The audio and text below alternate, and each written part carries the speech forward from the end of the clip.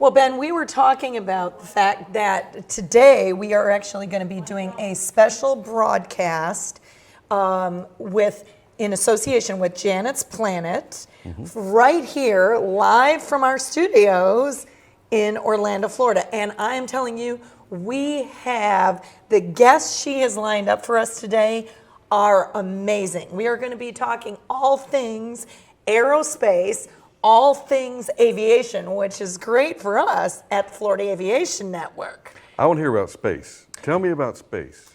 Well, you know what? I have to tell you that Janet is one of the most influential, one of the most inspirational STEM educators, space experts that I have ever met in my entire life as an educator. And it is such a pleasure to work with her. And she has lined up. You want to hear about space? Tell me about We're going to have Hoot Gibson. You happen to know who that guy is? I think he's been up in space a few times. Just a couple of times. Reno Air Racer. Yes, everything. the EAA.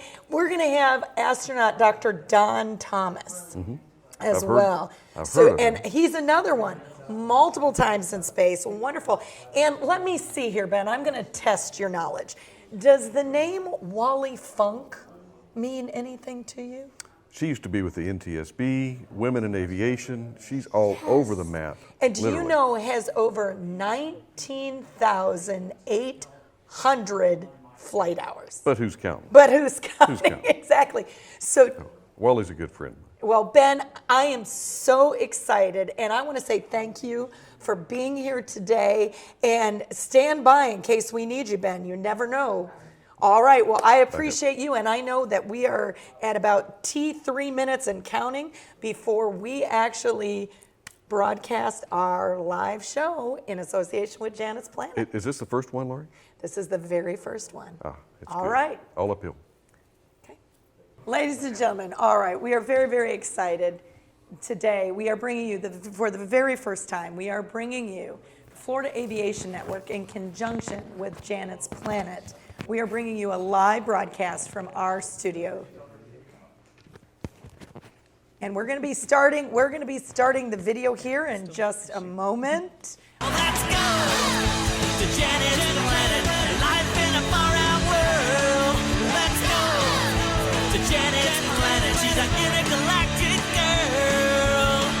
Janet's Planet, let's go! Welcome to Janet's Planet, where we are traveling at the speed of flight today. History is about to repeat itself.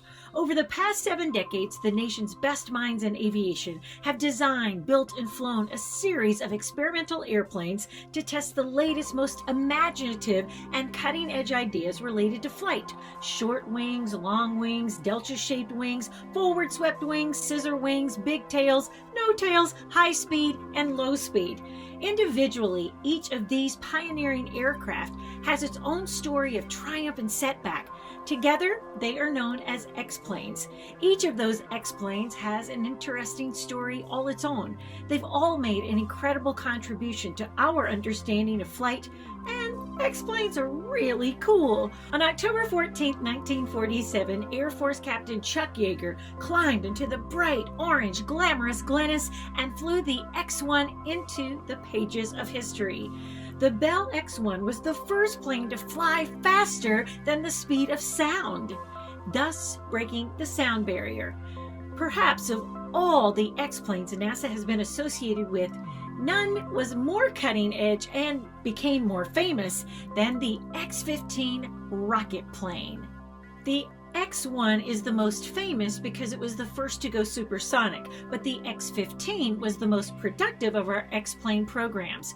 Flown between 1959 and 1968, the winged X-15 reached beyond the edge of space at hypersonic speeds, trailblazing design concepts that contributed to the development of the Mercury, Gemini, and Apollo piloted spaceflight programs.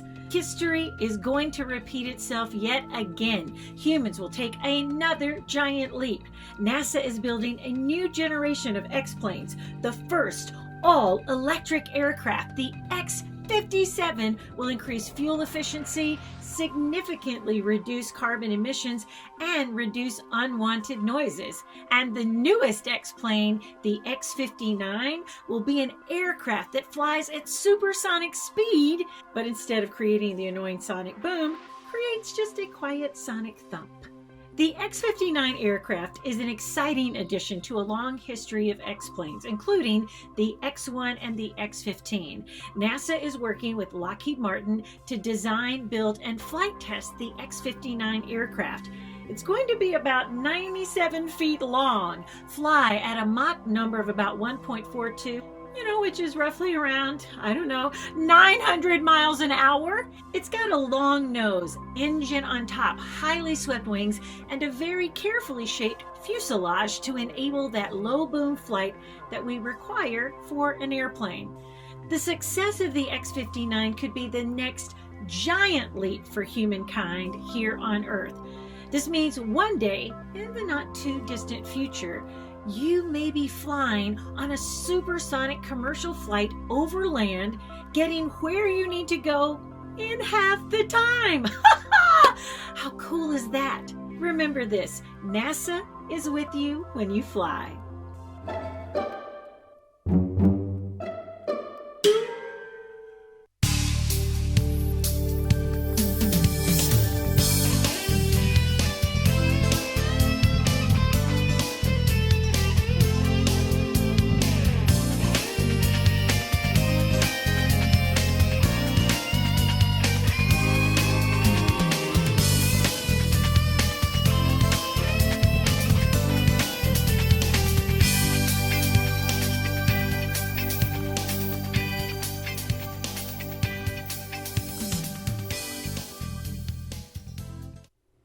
Hello, everyone. I'm Lori Bradner, your host with the Florida Aviation Network. Florida Aviation Network, we welcome you to our special broadcast in association with Janet's Planet. We are broadcasting Janet's Planet live and in the clear from our studio right here in Orlando, Florida. This program is being sponsored by a NASA Next Gen STEM grant. And we are going to be celebrating all things aerospace and aviation. We are so thrilled today to have my friend and co-conspirator, the CEO and founder of Janet's Planet, Janet Ivey. I can tell you, I have never met a more influential or inspirational STEM educator than my dear friend, Janet. We are so thrilled to have her here. Her mission is to inspire the next generation of aerospace experts and space explorers. Janet, are you there? We are so excited to have you here. Welcome to our show. Thank you so much, my dear friend, Dr. Lori Bradner. We have traveled the country and halfway around the world teaching together, and always my privilege. Thank you to the Florida Aviation Network. It is a thrill to be here to talk about the future of aviation. I want to promote NASA Next Gen STEM. There is some fantastic curriculum. And most people don't know this, Dr. Lori, is that the second word in the NASA acronym is aeronautics. Why? Why aeronautics before space? Well, you got to fly before you enter and go supersonic and get to the moon and Mars. And so just like the Wright brothers started off things and were pioneers in that, I want to remind everybody that NASA is with you when you fly. There is a piece of NASA engineering in literally every aircraft and spacecraft, and it's pretty exciting. We want to talk to some great experts today about how whomever you are, wherever you are, and you want to be part of aviation, aerospace, and NASA and the next adventure in space, space is open indeed for you. And we want to make sure that you know all about every possibility that is out there in your future. So I'm delighted to be here. We've got a great lineup of experts. And so, it's going to be Janet, we are great just day. so excited, and thank you for allowing Florida Aviation Network to be a part of this broadcast and a part of Janet's Planet and all you do with the JP Astronaut Academy that's broadcast live every day. And I know that we've got viewers and listeners from kindergarten to age 93. We've got students and teachers and pilots and people from the FAA that are watching, and we just want to welcome you. And we're so, so glad that you're with us. And I want to make sure, and we also and people that are listening online. And Janet, we've got quite the lineup today. You have lined up some very, very, very special guests for us. And do you know what? I don't think we should wait. I don't think we should keep them waiting any longer, because our next guest is one of my favorite of all time. He is a hero when it comes to aviation as well as space exploration. So Janet, I'm going to hand it over to you to introduce our very first guest to kick off the show. And so Janet, back to you. All right, it is my great pleasure to welcome Captain Hoot Gibson, 5-time space shuttle astronaut. He was the chief astronaut for NASA. He had a wonderful career as a pilot for Southwest Airlines after his career at NASA. I've read many an article on my dear friend, and apparently there's hardly a plane you haven't flown, right, Hoot? Well, I have flown quite a few airplanes. The number is over 160 different airplanes, but gee, Smithsonian Air and Space Magazine put me on the cover of their magazine a couple of years back, and they titled it "The Man Who Has Flown Everything." And I'm going, oh no, come on, I haven't flown everything. I've flown a lot of things, but not everything. Well, when we think about the passing of Chuck Yeager, he was 24 when he went supersonic. Now, I know you went supersonic in the space shuttle. How many other times, or what was the favorite aircraft that you may have gone supersonic on? Oh, gee, I've been going supersonic ever since I was 24 years old as well. And my first time was just riding in the backseat of an F-4 Phantom that was being flown by the first commanding officer of a Tomcat squadron, Sam Leeds. But it's interesting. I've been going supersonic since I was 24 years old. And in fact, my FAM-2, my second flight as a pilot in the F-4 Phantom, was 5 days after I turned 25 years old. And that was the Mach 2 run. You would take it out to Mach 2. And in the Navy F-4 Phantoms, only the front seat had flight controls. So I was totally in control of the thing going Mach 2 when I was 25 years and 5 days old. Now, it's like for everybody out there, we know supersonic is, going faster than the speed of sound. I know that around Mach 1.4, is what, 900 miles per hour? What's Mach 2? How many miles per hour are you going at that point? Oh, golly. Mach 2 is going to be about 1,500 miles an hour. Yeah, just a day in a race car, right? What does that feel like? Well, it doesn't feel like anything. It's surprising. In a properly designed airplane, the only way you know that you're supersonic is the Mach meter indicates greater than 1.0. It indicates greater than Mach 1. Now, you do see a little bit of turbulence, and there's a little bit of a center of pressure shift right as you're going through Mach 1. So you can kind of feel that. But once you are through the, quote, sound barrier, which really isn't a barrier at all, but once you are through Mach 1, everything smooths out, and it just feels like you're subsonic when you're actually going supersonic in a well-designed airplane. Well, NASA is working on their X-59, and they're trying to lower the boom of that supersonic flight. But when they are successful, we will be able to fly halfway around the world. And it's just like we're talking commercial supersonic flight. We'll be able to board a plane and get to wherever we want to go in about half the time. So I can't wait to fly in that one day. But I want you to tell everybody about sort of your initial inspiration or your initial introduction to flight. Who were your greatest influencers? Great question, Janet. And my mom and dad. I was so very fortunate to grow up in a flying family. Mom and dad were both pilots. So I literally have been flying with my parents since I was an infant. And my dad was the flight instructor who taught me how to fly.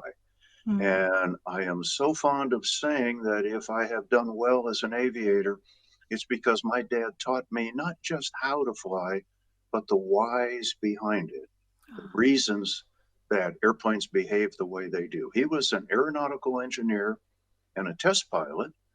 And he met my mother because my mother and two of her girlfriends from college decided they were going to learn how to fly.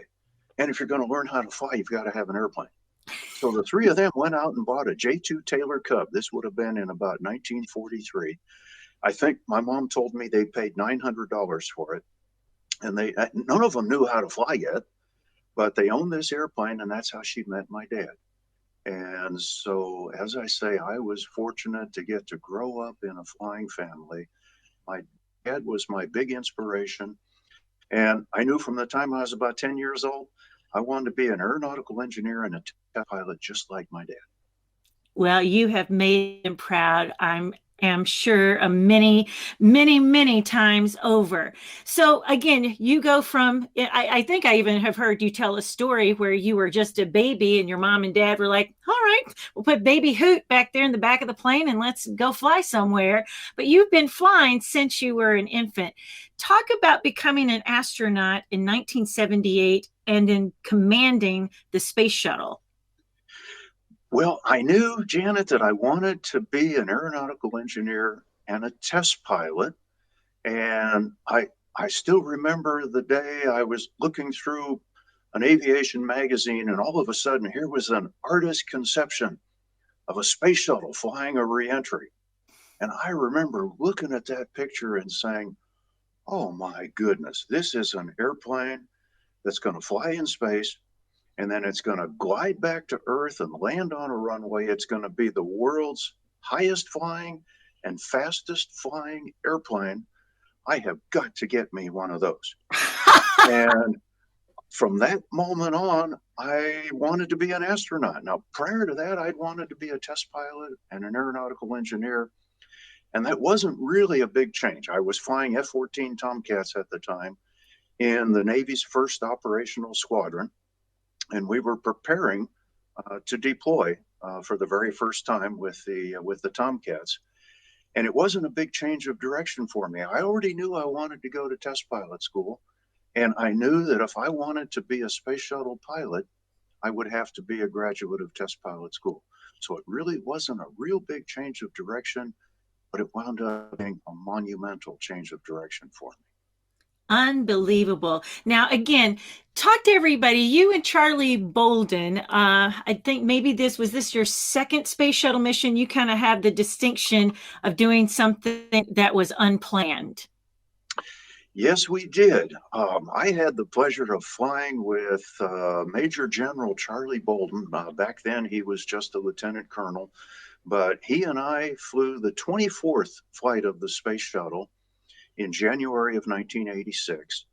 And we came back at the end of 6 days. We were supposed to land at Cape Canaveral right at first light. And for 3 days in a row, the weather refused to cooperate with us. So we got waved off 3 times.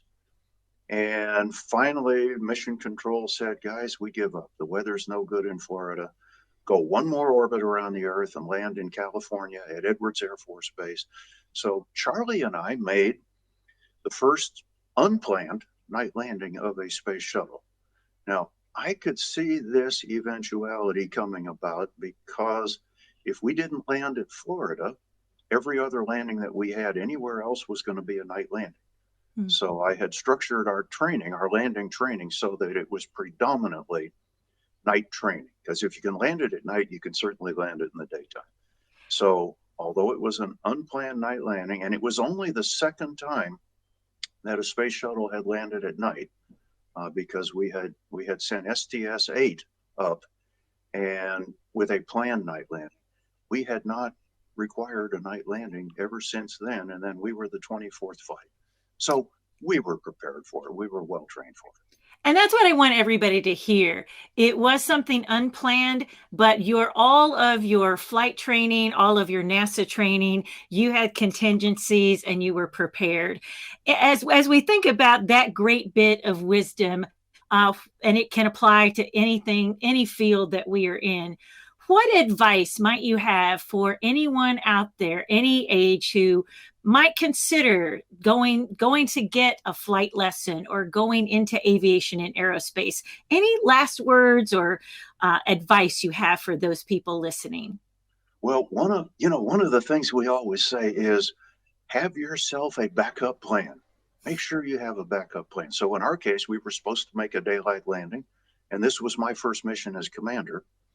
And we had a backup plan, and that was we've trained to make a night landing if we need to. But I could not advise more strongly to go into aviation, learn how to fly. It is just fascinating. The world really looks fascinating from up above in the air. It's a skill that you will enjoy your entire life, just as I have, and it very frequently turns into a lifelong career.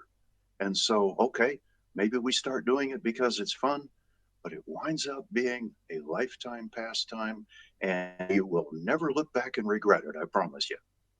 Hoot, thank you so much. Always, my dear friend. Blue skies and tailwinds, and tell Ray I said hello. I sure will. Thank you so much, Janet and Dr. Lori. This has been a real pleasure for me. All right. Thank you, Hoot. Take care, my dear. Captain Hoot Gibson, thank you. Janet, what an inspiration he is to all of us.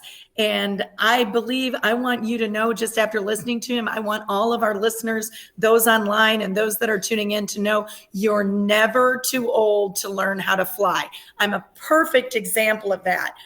But Janet, I want you to know, launching, if I get that term, launching off of Captain Hoot Gibson's talk with us, I now have a wonderful guest that's live in the studio here with me. I've got Cadet Commander, believe it or not, Cadet Commander Olivia Jenkins with me. Olivia, thank you so much for joining us. Janet and I would like to welcome you. Welcome, Olivia. Awesome. Now, we just heard from Hoot Gibson, and he said that everyone should learn how to fly. And Olivia, tell us a little bit about yourself. And I noticed that you're in uniform, and I believe it's a Civil Air Patrol uniform. Would you tell us a little bit about that? Yeah, of course. So I am 16 years old, which is pretty cool because I am in the process of learning how to fly right now. So one way that I'm doing that is through Civil Air Patrol. Civil Air Patrol is a great program that I'm a part of, and that anyone ages 12 to 21 and up can be a part of as well. So there are a few really cool aviation things that we offer. So first we have what are called orientation flights. Okay. Those are free flight lessons that you can take through Civil Air Patrol. Awesome. We also have all kinds of scholarships and different academies that you can go to learn how to fly. Excellent. Now, Olivia, we heard Hoot Gibson said that his inspiration to learn how to fly was his father. So I've got to ask you the very same question. What was your inspiration? Why do you fly? Who inspired you to fly, Olivia? Well, mine is actually the same. My dad inspired me to fly as well. He's a private pilot. He's been taking me up kind of on and off since I was a baby. So all throughout my childhood, I've always been in the air. And that really inspired me to want to learn how to fly myself. That is awesome. Well, Janet, we've got to make sure that we let Hoot know that Olivia's inspiration was also her father. Now, Olivia, I understand that you tell us a little bit about your flight training, what you've done and where you're at, because I believe that what you told me before we came on the air is that you actually flew a plane by yourself before you could drive a car by yourself. Is that true? Yes, that is true. So tell us that story. I'm so excited. So actually, that went back to my first real flight lesson. I decided when I was 10 years old that I was going to fly a plane by myself before I could drive a car by myself. So on September 23rd of this year, I took my first solo flight. So, took the plane by myself, no instructor or anything with me. And I flew my first solo flight. And then about 2.5 weeks later, I got my driver's license and could drive a car by myself. So I did know how to fly before I could drive. Wow. Okay, you've got to tell our viewers and those that are listening, what was that experience like for you? The first time the instructor stepped out of that cockpit and that plane was all yours. What was it like? What were you feeling? Can you explain that to us? Yeah, of course. So there was actually a lot of preparation that went into that. Okay. I knew that the date was coming up for a long time before, about a month before. Okay. But I was really stressed out about it for like 2 weeks before. And then day of, we had gone in circles around the pattern. I knew exactly what I was doing. And as soon as my instructor got out, I was so ready for it. I was just really excited at that point. All of the nerves faded away. That is awesome. And what are your future goals? And what are your future goals? And what would you say, Olivia, I'm going to end with the same question that Janet asked Captain Gibson. What advice would you give to our listeners? So what is your future goal? And then what advice would you give? So my future goal is to go into the military, either the Air Force and fly airplanes, or I want to go into the Army to fly helicopters. Haven't really made the full decision yet. Kind of still looking at both. But I'd say my advice to anyone is to just make sure that you focus on school, but also don't lose sight of your goals. So like set goals and make sure that you're sticking to them, but don't like lose anything along the way. Make sure that you're a well-rounded person and that you set those goals, that you stick to them. That is awesome. And we need to give a shout out. Now, Olivia, I'm going to give a shout out to J.W. Mitchell High School, where you're a student. So you can say hello to anyone out there that might be listening. And also to the North Tampa Lutz Cadet Squadron, where you are the commander. And one more time, can you talk about the two opportunities? You mentioned Young Eagles flights and orientation flights. Is that where people that are interested in aviation can go to actually experience what it's like to be in the air? Yes, those are two great resources. So the Young Eagles flights are through EAA, and then Civil Air Patrol has our orientation flights. You can take 10 flights. 5 of them are in a glide, and then 5 are in a powered aircraft. Those are completely free to cadets. Those are both really, really great resources. Awesome. Well, Cadet Commander Jenkins, I want to tell you, it has been an absolute honor and a pleasure to have you here. On behalf of Janet and myself, we cannot thank you enough for being such an inspiration to all of those students in Janet's Planet Astronaut Academy. So thank you so much for being with us here at the Florida Aviation Network. We sure appreciate you. Thank you for having me. Janet, I'm telling you, I could not be more inspired. And if I didn't know how to fly, after talking to Olivia, I definitely would want to get into one of those flights and at least experience it for myself. Is she not amazing? Olivia, my sweet, should I say, Commander Olivia, you are the future of aviation. This is why we all get excited. I want to say to all of the adults who might be listening, I know it's sometimes that it's like, oh, what's the world coming to? This is what it's coming to, and the future is bright indeed. I have several kids that have started taking their flight lessons, and now I think even more will do so because of your great words this morning, Olivia. And speaking of great kids, we have a fantastic kiddo of mine. Christopher Lyons has been attending our Astronaut Academy since the spring. And not only does he love science and space, but he is also an actor. You will be able to see him next summer in an Amazon Prime show called Ultimate Invasion. It's a little bit Mork and Mindy meets Stranger Things. But Explore Mars had a great campaign called Why I Persevere. And so he tells us why he perseveres and dreams about space, as well as why space education is so very important. Let's watch Christopher now.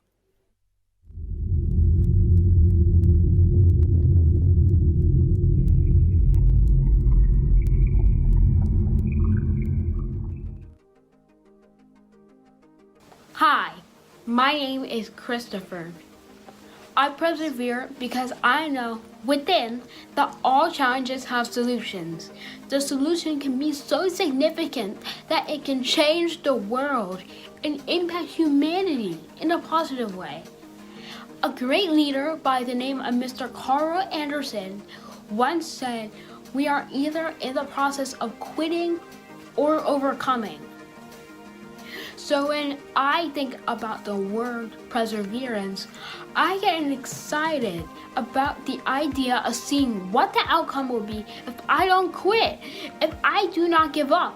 What will the outcome be if I persevere? As humans, We have to persevere in order to grow. You see, oftentimes when we least expect it, life presents us with a challenge to test our courage and resilience. When we push through these challenges, we find success. To persevere is to be human, and my generation will persevere when we return back to the surface of the moon, when we step foot on Mars, and as we explore beyond. Space education is important for several reasons. When we have the opportunity to study space, it not only helps us understand space, it also helps us understand our planet better.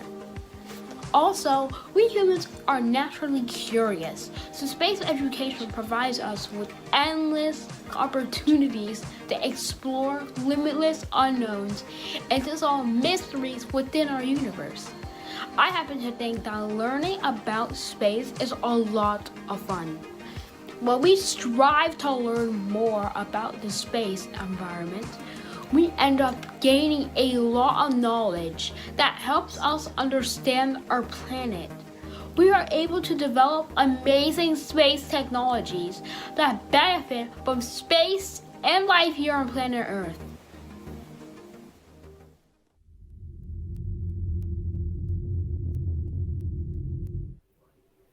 There is no doubt that Cadet Commander Olivia Jenkins and Christopher are most definitely NASA's next generation of STEM, not only explorers, but aerospace experts. It is such an honor, and they are so inspirational to all of us, and it doesn't matter what your age is. Now, Janet, I bet Christopher, I have a hunch. I'm guessing that Olivia and Christopher know something of, that game called Minecraft. That's a very, very popular game. I know my children know it.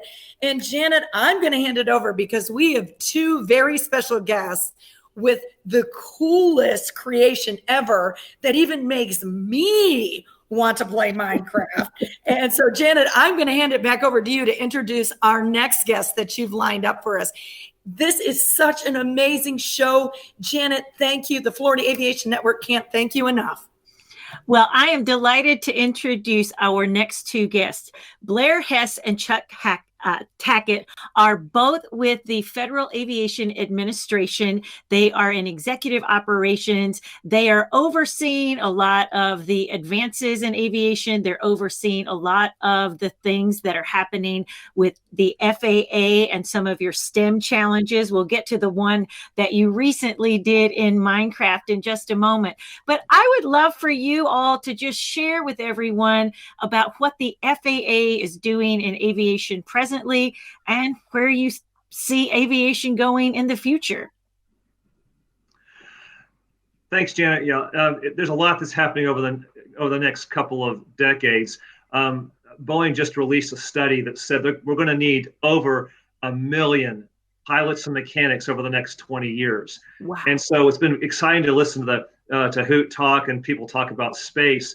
But you think about it, almost every person who flies in space started as something in aviation, either a pilot or just a general interest in aviation.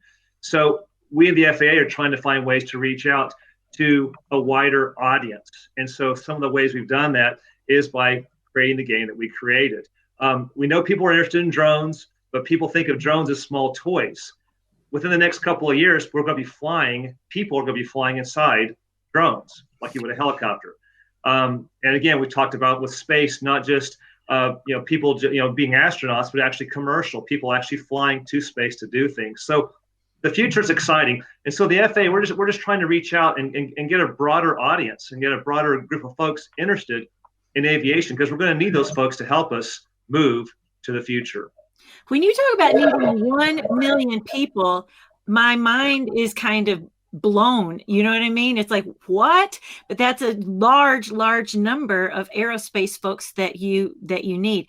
Talk a little bit more. It's like when we had you on the Academy earlier this year, and you guys said that some airports are already planning for flying cars, these flying drones you're talking about.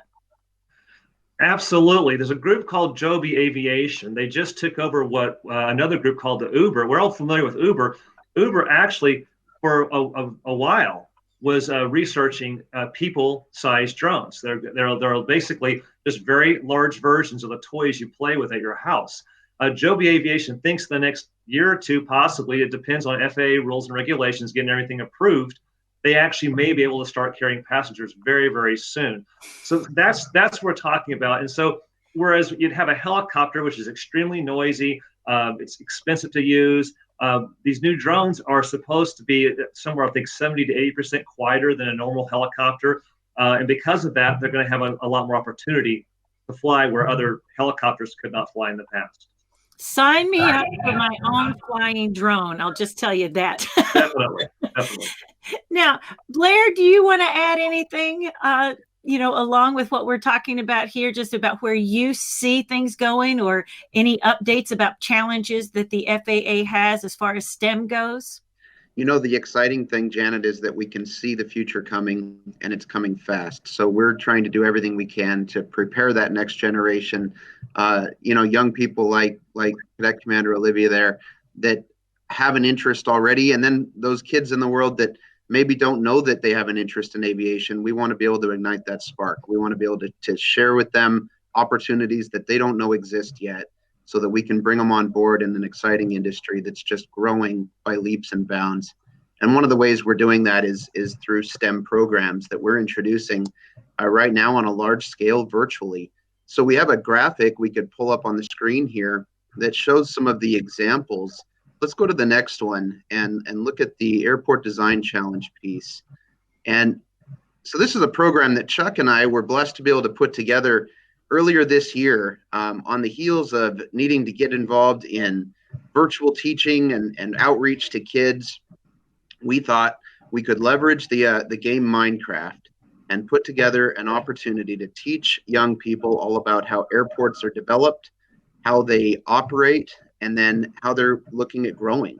So we've seen kids get real creative, and they've put together spaceports, and they've put together, we had a student in our recent run of this program who built an aircraft carrier complete with fighters and helicopters and everything on the deck of the boat, and just amazing things that we're seeing. In fact, if we have just a minute, we'd like to share a video that just shows some samples of the work that we're seeing from these young folks. Oh, please do. I love this so much. Fantastic.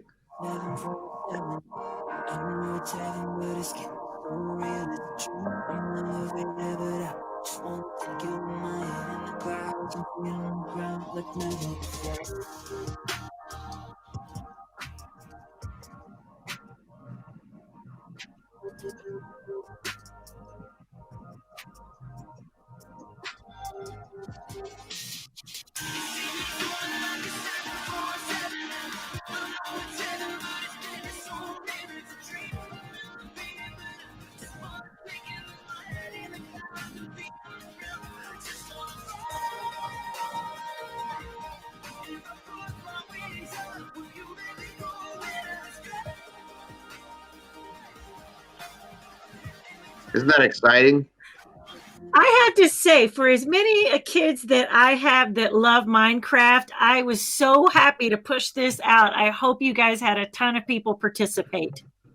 We were blown away by the participation in this round of the game. We had over almost 1,300 students in 22 countries that enrolled and participated. And we just closed last week our final entries, and they're under judging right now. But the samples we've seen have just been mind-blowing. They've been so incredible. We rank these airport creations based on their technical accuracy, their creativity, innovation that they can see for the future, and then they wrap everything up into a 5-minute tour of their airport, and we rank them on their presentation ability as well. So they're using technology, they're gaining confidence, they're learning about airports, they're learning about aircraft. And we're looking forward to more challenges and exciting innovations in STEM, where we can introduce young folks to different kinds of airframes, to rockets, to all sorts of things through similar software programs and opportunities that we can do right from the comfort of a desk, but reach the entire world. And it's just super exciting. Well, I'm telling you again, I just want to keep saying it. The best people that I work with are between kindergarten and 12th grade. There's some really amazing, great kids. And I think that as good adults like yourselves, thank you for providing programming and challenges that just, again, we've got to keep their hands on it. We've got to keep their minds in it. We've got to provide them opportunities to have real world experience and contact with experts. And I think that's how we create this next generation of 1 million strong. You heard it here, everybody who's listening. If you've been going, I wonder what should I do with my life? The FAA sounds like it has plans. So tell us a little bit more, Chuck, about some of the other opportunities at the FAA. So many people think about aviation. You think about pilots, and so you think about, well, other than that, what could I be? Well, maybe I could be an air traffic controller. Okay, well, how about a mechanic? Okay, those are the probably the more popular ones we hear about. How about a lawyer? The FAA has all kinds of lawyers. How about doctors? With the COVID, most recently, some of you may have actually read this in the news. We have aviation doctors who are trying to figure out, can we use have pilots take the vaccine for COVID? And we even have a slide for this, don't we? Wade, do you have that slide? Yeah, if you bring that up for us. But continue while he brings it up. So anyway, and when the slide comes up, you'll see there's just a wide variety of jobs that you would not necessarily think about. Computer engineers, economists. FAA needs economists, not a whole bunch, but we need a couple.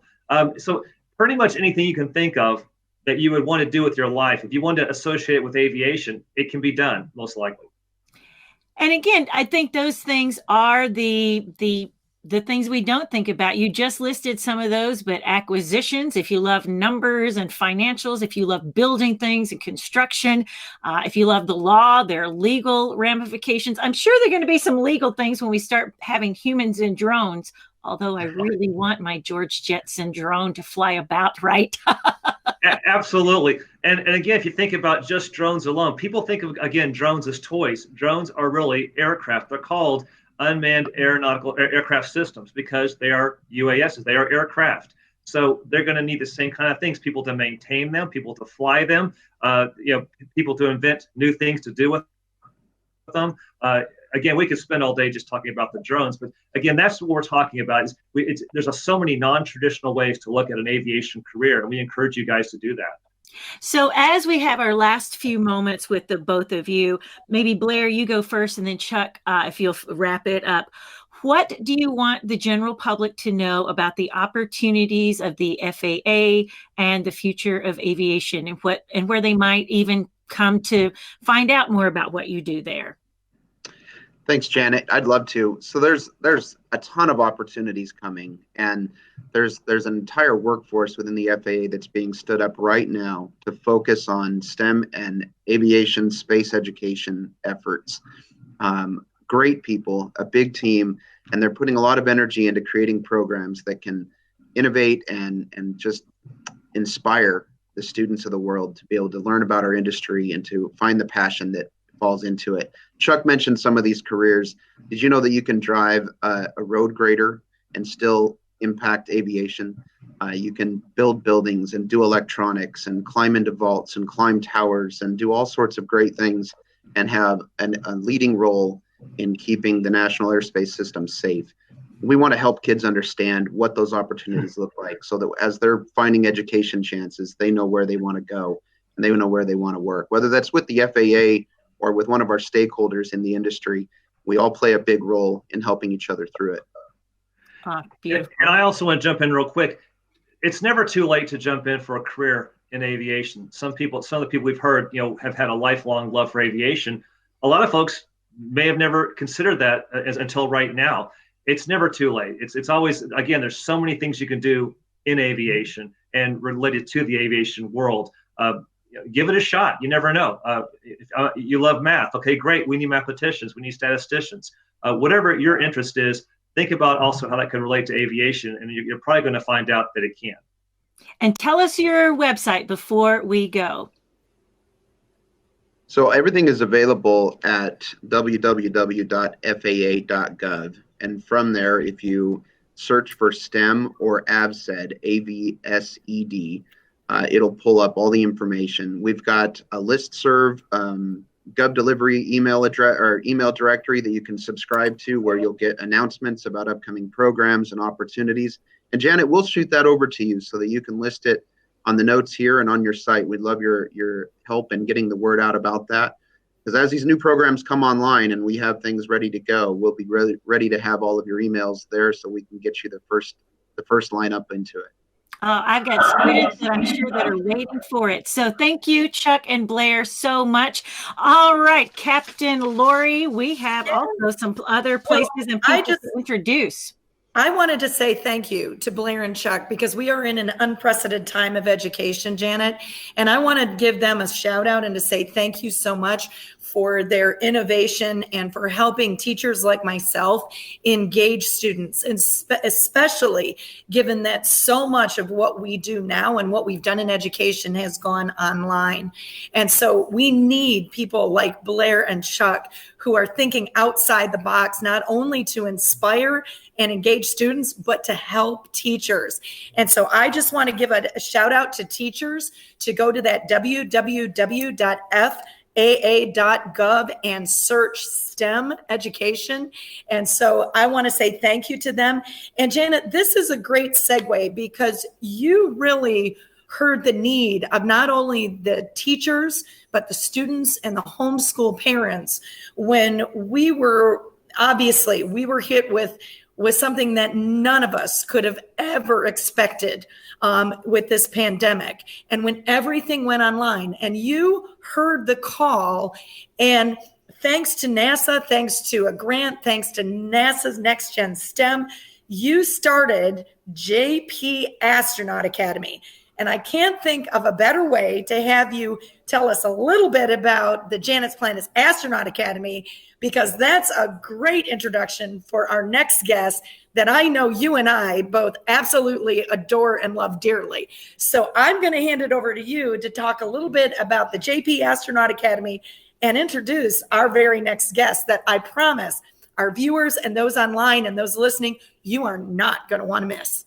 And I don't know if you guys have that video standing by, but maybe we do just a little bit of that promo video, and then I'll tell you more about it. Awesome. Do you have the right stuff? Then blast off to Janet's Planet Virtual Astronaut Academy.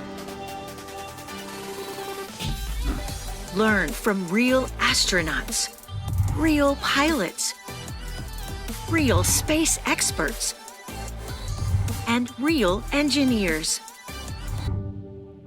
Welcome to Janet's Planet, where we're traveling at the speed of thought. And basically, guys, when I knew what was happening in March, I thought, what am I going to do? I need to be with kids. And, naively, I thought, I'll just go online. I'll offer some courses. Maybe they'll be interested. Maybe this is a help, when this is over in a couple of weeks. Well, here we are 9 months later, but I believe so intently that the next generation of aviators and space explorers are out there, and all they need is just a spark and some hands-on and some introductions to great experts. And our next guest I'm telling you, this man will answer my email every time I email. Hey, Don, there's some kids who want to talk to an astronaut. And he's like, sure, Janet. This is Dr. Don Thomas, 4-time space shuttle astronaut. And again, my friend extraordinaire who always says yes when I elicit a call and say, I got a group of 10 kids in Montana. And he said, sure, sign me up. So Don, welcome this morning. Tell everybody a little bit. I think one of your best stories is how you became an astronaut, how you were so relentlessly committed to seeing that dream come true. Thanks, Janet. It's great to be with everybody here today. And as Janet mentioned, I wanted to be an astronaut since I was 6 years old. And when I was 6, NASA launched the very first astronaut to space a long time ago, May 5th, 1961, almost 60 years ago, from Cape Canaveral in Florida there. And I watched that launch at my elementary school in Cleveland, Ohio. I was just in kindergarten. And they had us all come to the gymnasium, and I watched the launch on a small black and white TV. And as soon as Alan Shepard had made it to space, I remember sitting there saying to myself, I want to do that. So ever since I was 6, I knew I wanted to be an astronaut. I wanted to ride a rocket. I wanted to experience zero gravity floating around in space. So I always knew what I wanted to do, but I wasn't sure, well, how do you become an astronaut? You know, we only had 7 American astronauts at that time, and I didn't know any of them. But the one thing I recognized early on was it was going to be tough, very difficult. There's a lot of competition. Thousands of people apply to be astronauts, and then just a small handful are selected. So I knew as a young boy, my only shot of ever making it to space would have to involve me working hard and doing my best in school every single day. And that's what I did in math and science, but reading, art, history, music, gym, whatever I worked on, I gave it my best effort. So I worked hard through school. After high school, I went on to college. I went to Case Western Reserve University. I got my bachelor's degree in physics, one of the sciences. And that's the minimum degree you need to become an astronaut, a 4-year college degree in math, science, engineering, or the medical field. But I knew the competition was going to be tough, so I stayed in college and I got my PhD in engineering. So after 9.5 years of college, I finally got out and I started applying to NASA to become an astronaut. NASA selects new groups of astronauts every 3 or 4 or 5 years. They'll pick a small group of 5 or 10, 15, depending on their needs. And 2 years after I got out of college, NASA had the announcement they needed new astronauts. I was all excited. I wrote to them. I got the application form. I carefully filled it out. I mailed it in, and NASA turned me down. I was surprised, but I said, well, I'm not going to give up. I'll try again. 2 years later, another astronaut selection. Got another application, filled it out, sent it in, and that second time, they said no again. And at this point, I decided I need to do more to get noticed by NASA because I wasn't even getting close in the competition. And being an engineer, what I did is I studied the data. I carefully looked into the backgrounds of the people that were successful to see what do they have that I don't have? What am I missing here? And by studying that, I learned a few things. The first was most of the astronauts that they were selecting already had some flying experience. It wasn't a requirement, but it seemed to help. So I decided, well, I can do that. And I started taking flying lessons and I got my pilot's license and my instrument rating. And I was working on my glider rating at that time as well. I also noticed that most of the astronauts they were selecting had some parachuting or skydiving experience. Again, not a requirement, but something that seemed to help. So I learned to do that. I also taught a university course. That seemed to be experience NASA was looking for. So I worked on these activities, and 3 years later, another astronaut selection. I sent my application in, and this time I made, the group of 100 semifinalists. So out of the thousands of people that apply, NASA will select just 100 individuals, and they bring you to Houston. I spent a week there, with medical testing, very extensive medical testing, and then there was a 1-hour interview. And at the end of my week, I thought, boy, it couldn't have gone any better for me. I went back to my job, and then it was about 2 months later, I got a phone call from NASA, and they said, no, thanks, we don't want you. And after being turned down 3 times, I decided, well, that's it.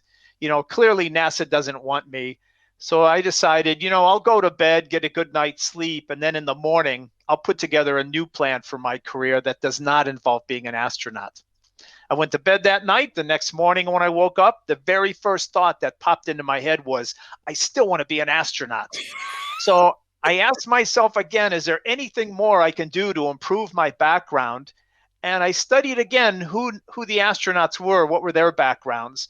And I noticed that most of the civilian astronauts NASA was selecting, they were individuals already working at the Johnson Space Center in Houston. So I moved down to Houston. I got a job with NASA as an engineer on the Space Shuttle program.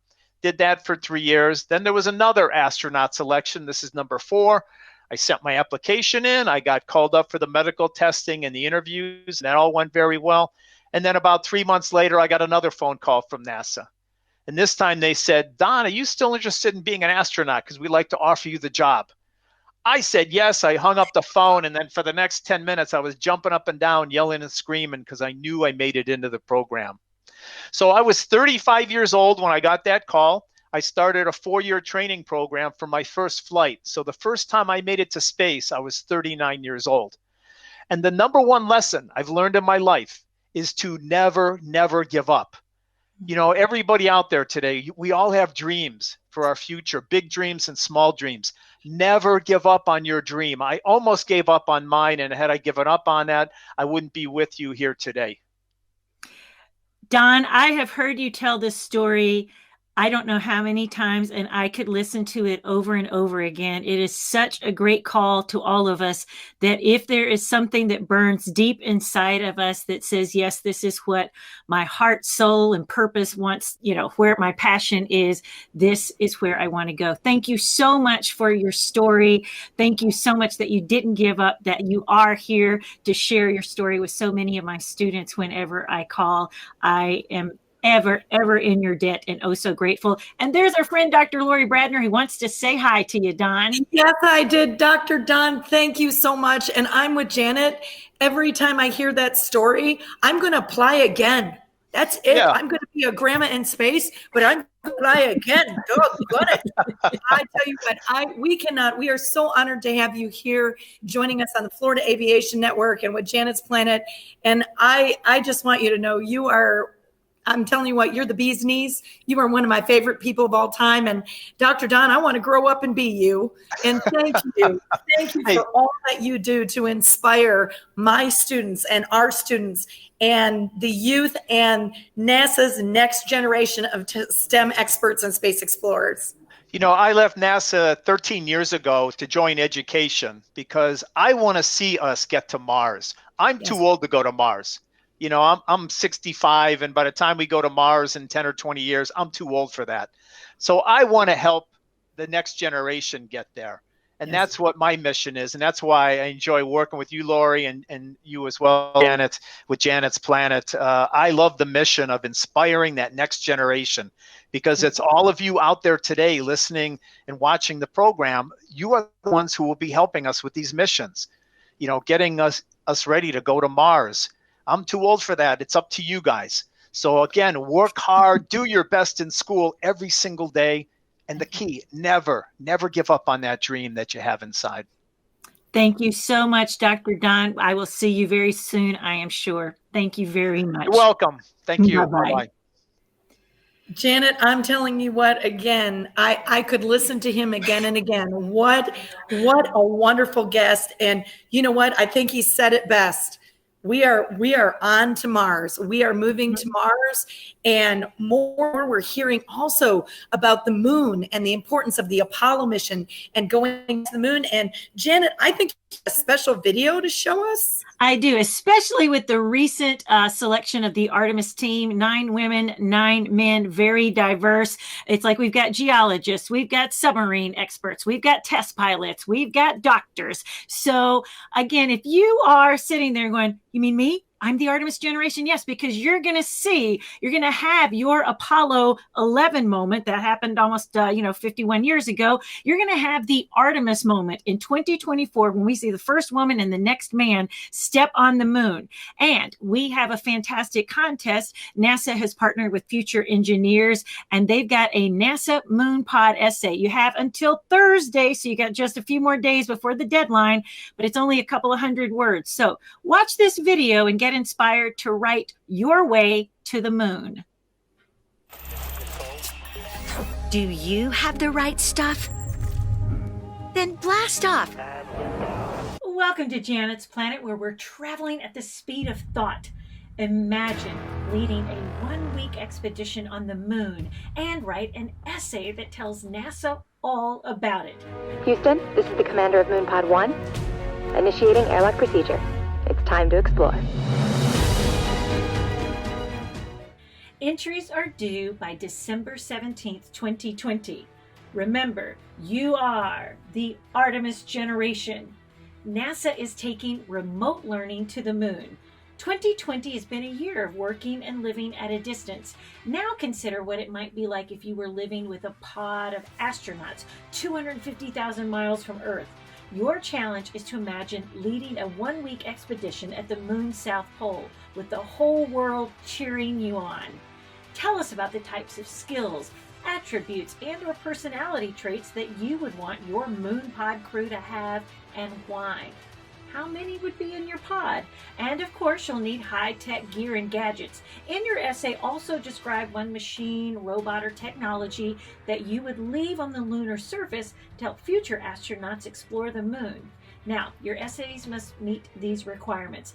Grades K through 4, you have up to 100 words for your essay. Grades 5 through 8, you have 200 words. Grades 9 through 12, you have up to 300 words, but please do not put your name in the entry. For all entry requirements and judging criteria, please read the rules. Now, there is so much to research before writing your essay, so visit the Education Resources section on the futureengineers.org website to learn about the moon, NASA's Artemis program, and to brainstorm your expedition. Artemis is committed to landing the first woman and the next man on the moon by 2024, and we're excited for you to join the adventure. Every student who submits an entry will receive a certificate from NASA and be invited to a special NASA virtual event with an astronaut. Selected semifinalists will be invited to represent their state or territory in a series of Artemis Explorer sessions with NASA experts. 9 finalists will travel with a grown-up to NASA's Johnson Space Center next summer to learn about lunar exploration, and the national winner in each grade division will win a family trip to see the first Artemis test launch to watch the most powerful rocket in the world launch from Kennedy Space Center in Florida. So let your mind revolve around this thought. Write your moon expedition story, and who knows, you just might end up living out your essay. And that's the view from Janet's Planet.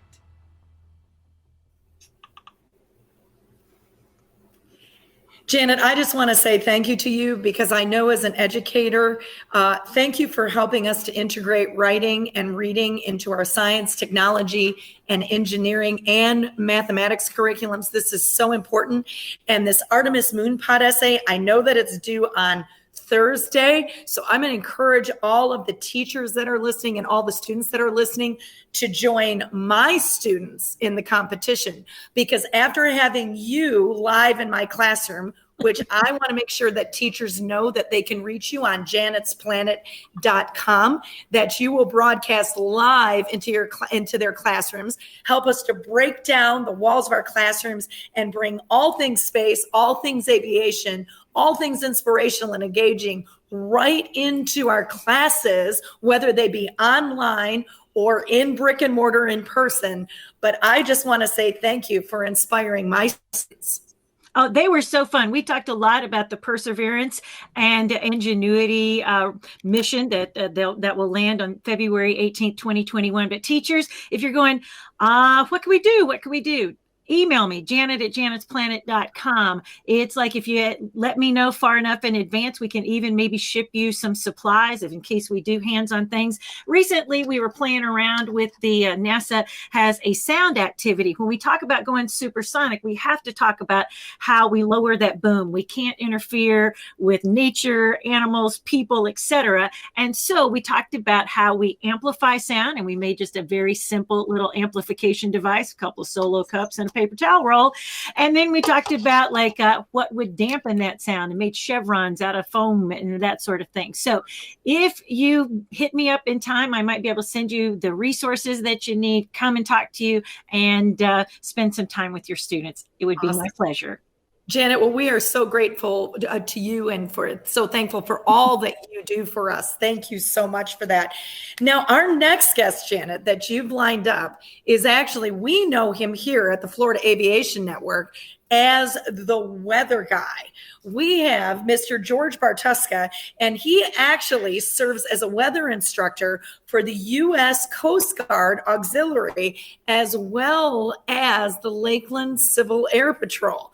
So without further ado, and of course, we can't talk about aviation without talking about the weather, because it's always about, at Florida Aviation Network, it's always about safety first. So without further ado, it is truly my honor and pleasure, both on behalf of Janet and myself, to introduce our weather guy, Mr. George Bartuska. Take it away, George.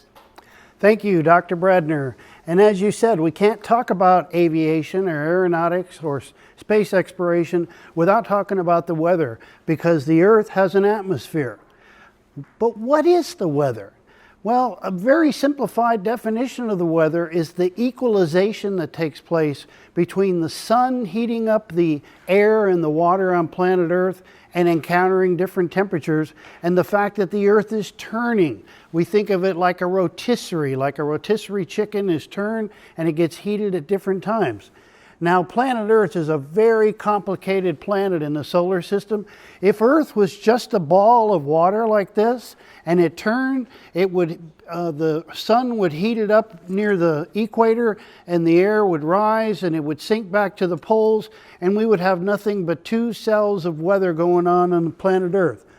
But unfortunately, or reality is that the Earth is a very complicated structure. 70% of the Earth is covered with water, almost 3/4 of it. The Pacific Ocean itself covers half of the globe. Well, that water, it turns out, is the dynamite of driving the weather. The combination of water and the energy from the sun are what really give us the weather that we talk about. We have people watching us today from all over the world, all over the United States. There are different kinds of weather in the Midwest, out on the East Coast and on the West Coast. But in Florida, we're predominantly infected by the water that's directly around the outside of the peninsula. Florida is surrounded on 3 sides by water. And as a result, in the summer, it's almost like we live in a weather laboratory. We have thunderstorms every afternoon. And the reason is the dynamite that's in this water, that's in the water. So I want to take you, if you've never been to any of our Florida beaches, hopefully you've been to a beach somewhere. I want to take you to a beach, and the picture I have on the screen, this is South Daytona, thank you. South Daytona Beach, where we can park on the beach. And let's pretend that car on the left, that dark colored car, is our car. We get to the beach, we lock up the car, we go out and swim for a couple hours, and we come back to the car and we open the door, and as we do, this bubble, or what we call in meteorology a partial of air, comes out of the car and starts to rise. And as it rises, it expands, and as it expands, it cools. And if the air doesn't have, that air bubble, that partial doesn't have much water vapor in it, it's going to go up to, say, around 5,000 feet. And at that point, it will have expanded and cooled to the temperature of the air surrounding it, and that'll be it. It'll just run out of steam, and it'll, if anything, might start to settle back down. But now let's change the story. We came back to our car, we opened the doors, we're soaking wet, and the air is evaporating, so we're a little cool. We take the towels and we dry off, and now all that water that was on us from the ocean water is on our towels. And we see down the beach there's a hot dog truck, so we decide to go down and get a hot dog and some drinks. And we take those towels all full of water and we throw them in the car. We lock the car up again and we go down the beach. And when we get down to the hot dog stand, we run into some friends. So we're there for maybe 45 minutes to an hour. During that time, the solar radiation inside the car, the whole system is acting like a greenhouse, and it's heating those towels and the water that were in the towels, and that water is evaporating and becoming part of the air that's in the car. We call that the air becoming saturated. Now this time when we come back to the car, say after an hour, and we open the door, there is another bubble of air, a partial of air, but this time the air is full of water vapor. It's saturated with water. This time when the air starts to rise, it cools and it expands, but when it gets up to around, we'll just say 5,000 feet, at the condensation level, the air has cooled to the dew point and the water starts to condense out of that air. And when that happens, it gives off heat, because it takes heat for that process to take place. And that makes it like a hot air balloon, more so like a hot air balloon, and it starts to rise because of convection. And the higher it goes, the cooler it gets, the more water is condensing, and it can get going 60 to 100 miles an hour. And that, go back to my slide, that is the process that's taking place to give us these thunderstorms. Now, once again, depending on where you live, anywhere there's a place where there's a boundary of water and earth, like we have here in Florida or anywhere on the coast or anywhere near a large lake, the water gets heated up. The water and the land are getting heated the same by the solar radiation, but the water heats up slower than the land because it has a higher heat capacity.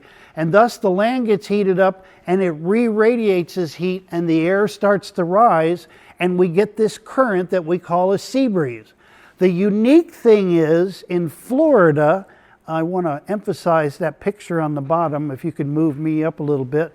Thank you. In Florida, we have a unique situation where we have this Gulf Coast side of Florida and we have the Atlantic side of Florida.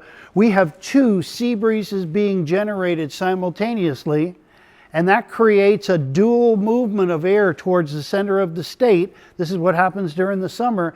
And if there were no other local weather systems happening or no other regional weather systems happening, we'd have thunderstorms line up right down the middle of the state every day in the summer. But it changes a little bit because we do have typically some kind of weather system or an influence of the jet stream, and thus the broadcast meteorologist on TV or the radio will say, well, we're going to start with thunderstorms on the East Coast this afternoon about 4 o'clock. They're going to be drifting over towards the West Coast, and then they might come back to the East Coast. So that's the phenomena of weather here in Florida.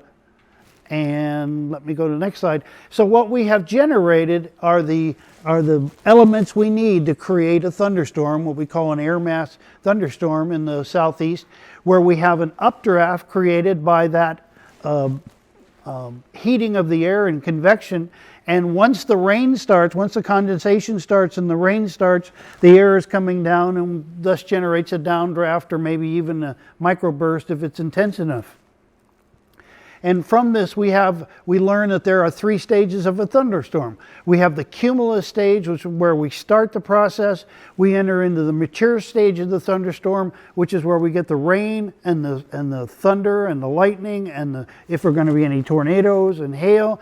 And then literally the storm rains itself out. And here in Florida, you can look up and literally see the storm disappear right in front of you if you watch it long enough. Now, Florida is a very unique place because after World War II, all the planes we lost during the war, we found out that a lot of them were lost due to weather.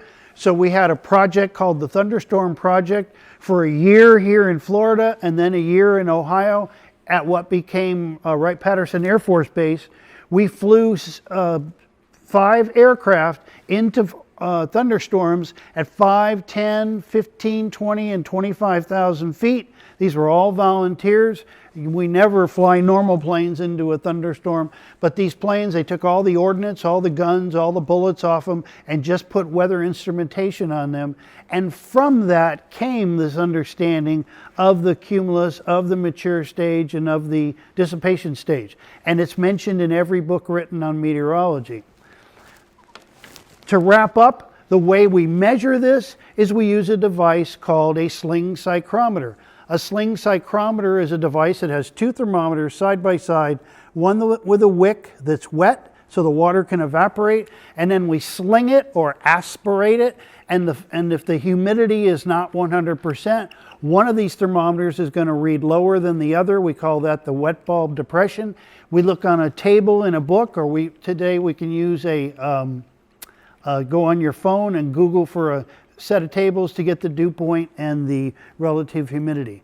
So there's a lot more to weather, but that's where we wanted to start today to get you thinking and interested. The internet is full of resources. George, thank you so much, Mr. Bartuska, our weather guy, for being with us to share with us not only about when we talk about aviation, the importance of understanding meteorology and weather. And of course, that's just one more thing those of you that are interested in aviation could certainly study.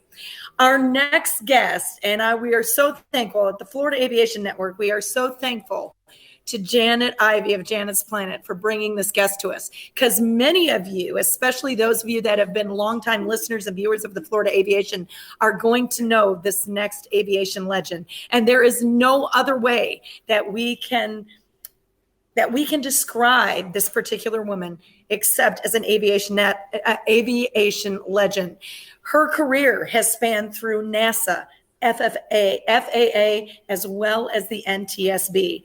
She has over 19,800 flight hours, and she is known not only in our country, but throughout the world. She is known as an aviation expert and an aviation safety expert.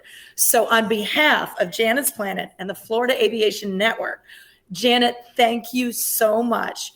It is my honor, truly, to introduce aviation legend, Wally Funk.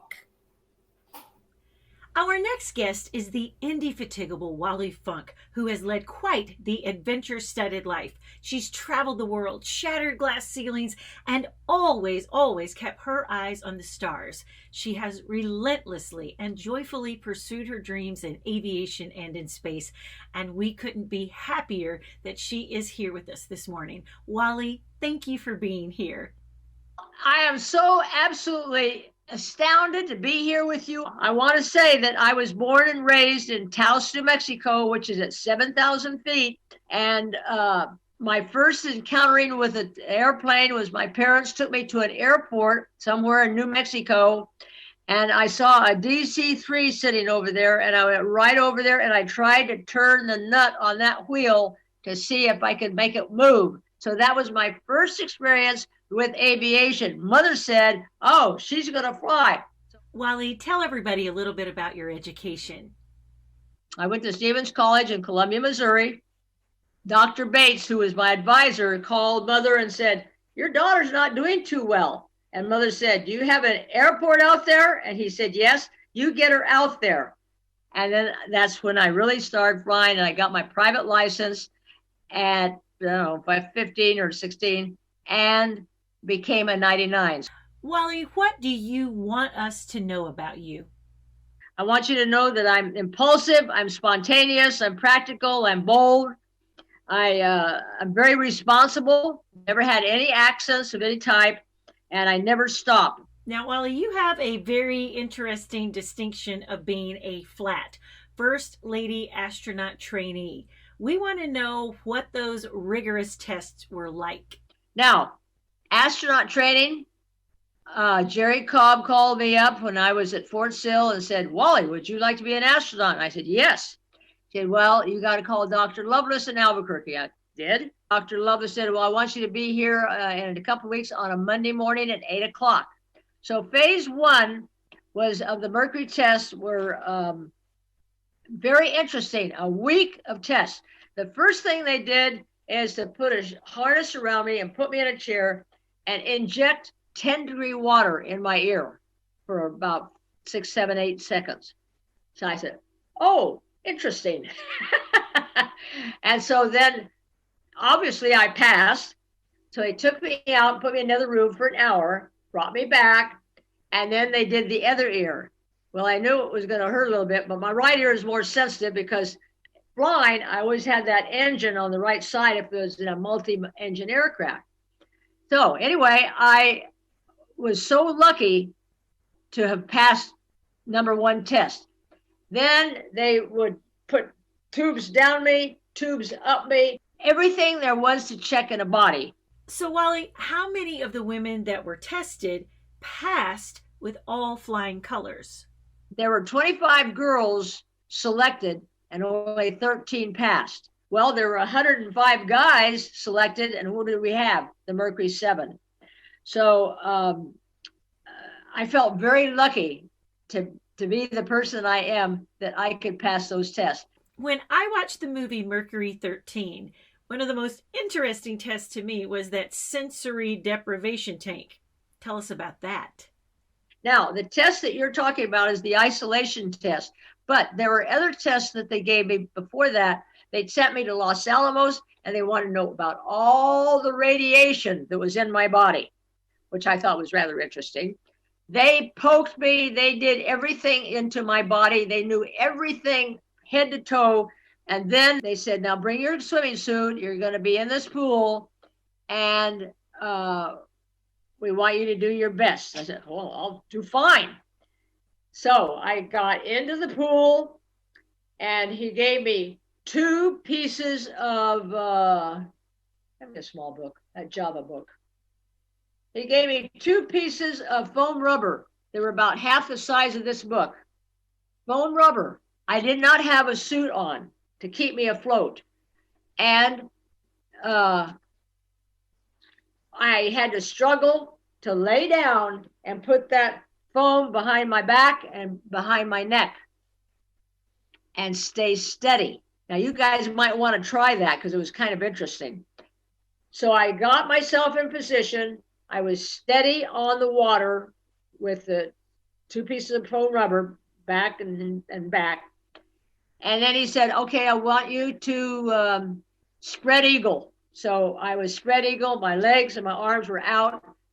And then I kind of realized, I kind of touched the water. I couldn't feel it. I licked it. I couldn't touch it. I slapped my face with it. I couldn't feel it. Guess what they had done? They had taken my temperature so many times. They knew what it was, 97 or 8. The water, the humidity, everything in that room was my same temperature, and I couldn't feel or test anything. There was no lights. There was a microphone in the center, and he said, I want you to stay there as long as you can. And I said, well, I will do that. So I was in this water, couldn't taste anything, couldn't touch anything. So you know what? I was in space because I didn't try to turn, but I could figure my fingers and my toes, I could wiggle them. I couldn't feel anything. So I put my mind that I was up in space, and that was what it was going to be like. And that's what they were going to be testing me doing. Okay. So I went a long time. And finally something came over, a voice came overhead. They said, Wally, how you doing? I said, well, just perfect. Great. He said, well, we're going to turn the mic back off. And so keep doing as well as you're doing. I said, all right, I will. So more time went on. I had to put my mind, as I normally do before I go to bed at night, I put my mind in space. That way I can go to sleep very quickly, and I have no problems going to sleep or thinking about things I should have done or shouldn't have done.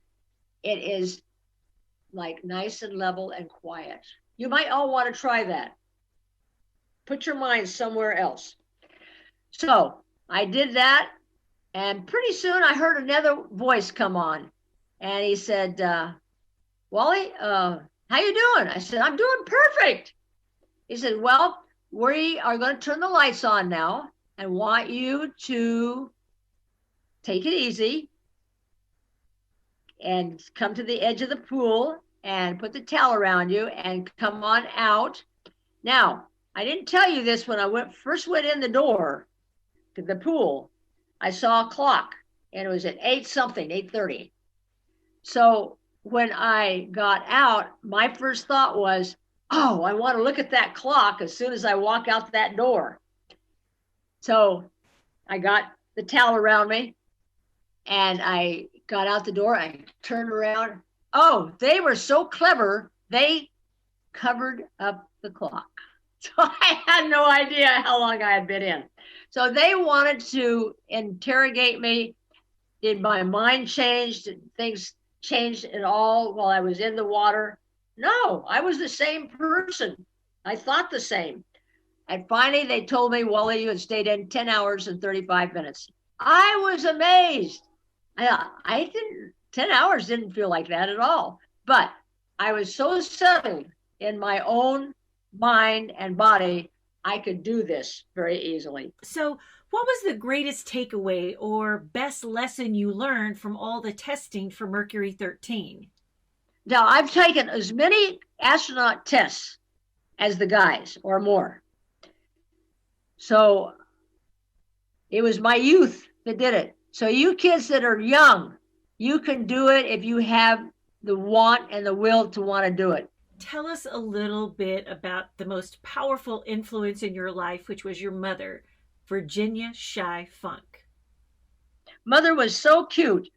She wanted to do these things herself, but her father wouldn't let her. So she let me do anything I wanted to do. Mother always said, don't go faster than your angel can fly.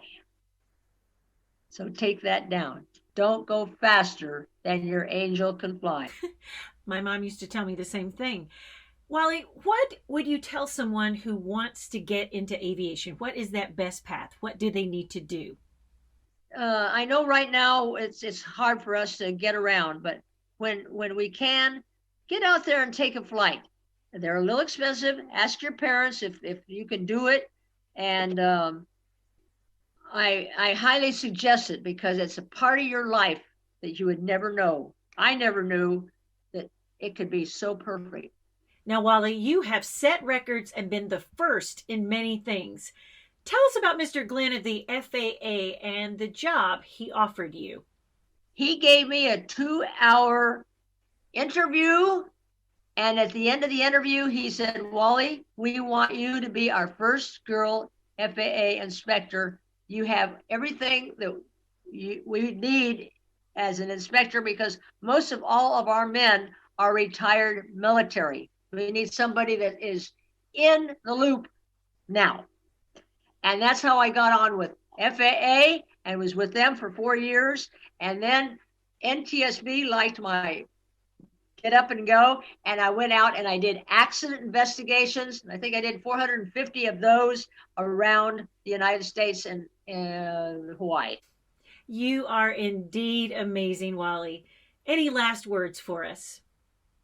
Be sure you know what you want to do in life and do it perfectly. And there you have it, the wisdom of Wally Funk. Thank you, Wally, so much for being with us today.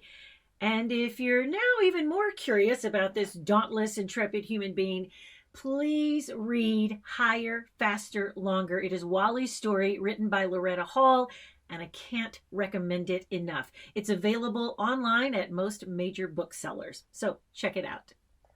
Let your mind revolve around this thought. You're never too young or too old to reach for the stars.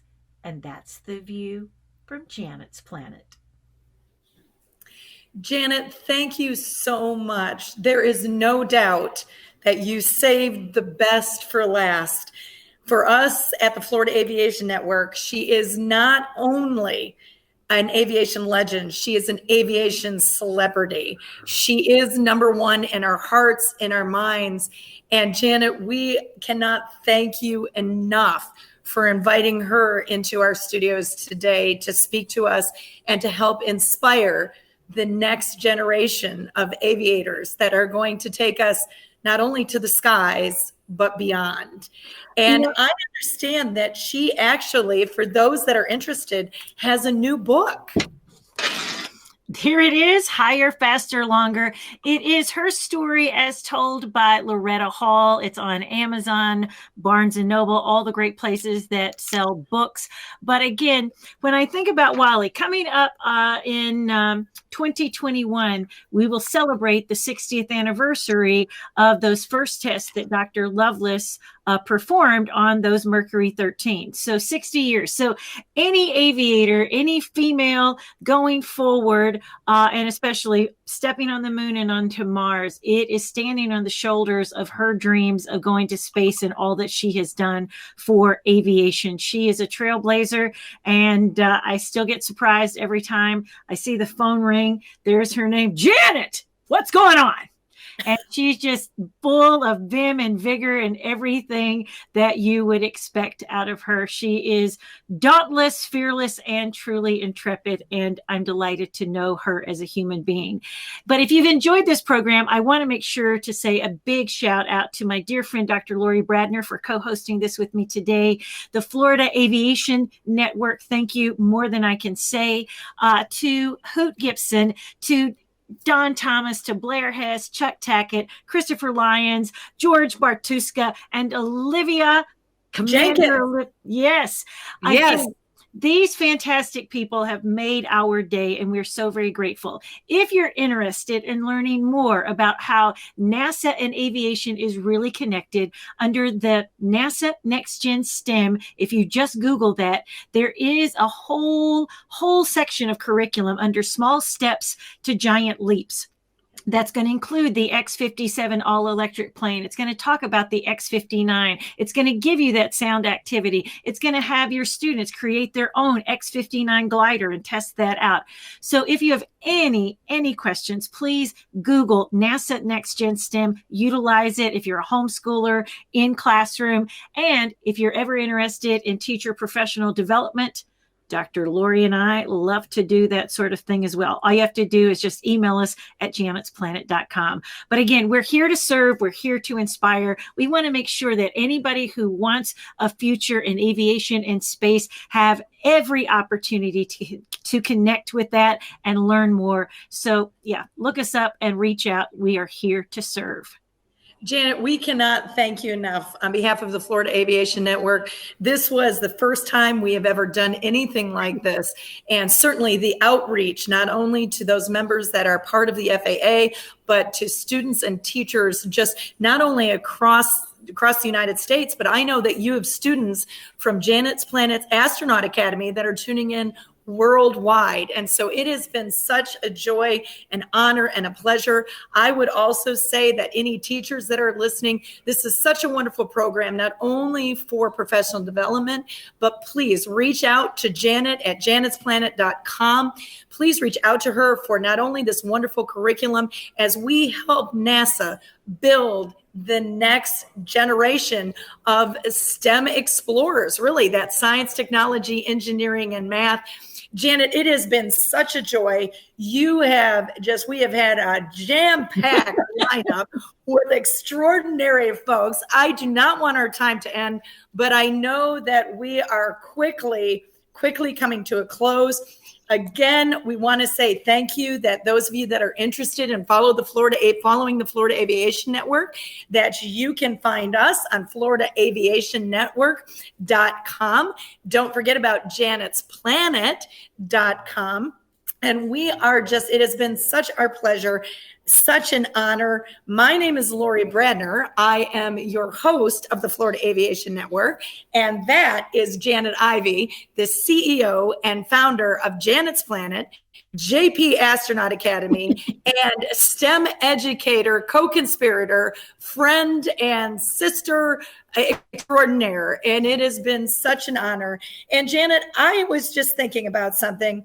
You know what? I wanted to give one last shout out to all of those students that are listening from K to 12, even those that are in post-secondary, and to tell them that on behalf of Janet's Planet, and on behalf of myself and all of the Florida Aviation Network, we want you to know that you are NASA's next generation.